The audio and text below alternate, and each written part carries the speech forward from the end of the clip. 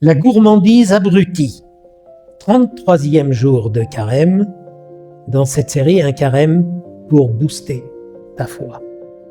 Nous sommes donc dans la série des péchés capitaux et le 5e que je veux développer, c'est la gourmandise, qui est comme un élargissement du péché capital que nous avons vu hier, la luxure.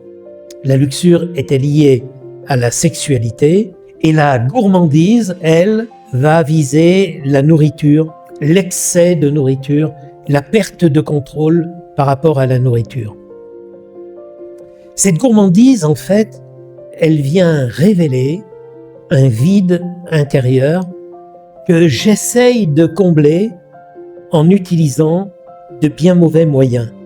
Parce que ce vide qui crie en moi, c'est évidemment un vide d'amour. Et ce n'est pas en mangeant plusieurs choux à la crème, en finissant le paquet de cacahuètes, que je vais combler ce vide d'amour qui crie famine en moi. Tout ce que je m'enfile, ça peut être des bonbons Haribo, ça peut être des biscuits apéritifs, ça peut être du chocolat, etc. et tout, toutes choses qui peuvent être bonnes, mangées dans la pondération. Mais quand j'abuse, eh bien, je vais augmenter le vide intérieur qui m'habite. Et puis en plus, quand j'aurai fini le paquet de bonbons Haribo, je vais m'en vouloir parce que je sais que c'est pas bon pour moi ce que j'ai fait. Et puis, je vais pas être content d'avoir perdu le contrôle sur moi-même. Alors je précise, être gourmand, ce n'est donc pas manger ce qui est bon. Parce que manger ce qui est bon, c'est plutôt positif. Aimer ce qui est bon, c'est plutôt positif.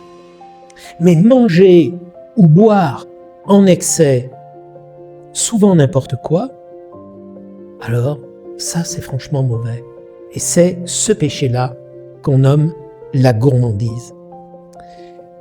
Vous comprenez bien que la vertu de tempérance va venir m'aider à lutter contre la gourmandise qui me réduit à l'état d'animal incapable de se contrôler quand il est devant sa gamelle qui est pleine.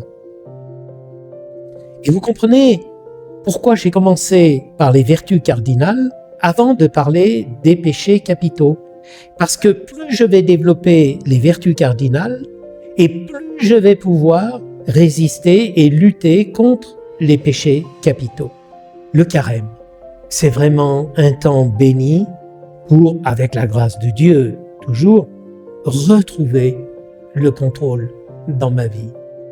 Alors, bon 33e jour de carême, sans vous priver de ce qui est bon, mais en renonçant à tout excès.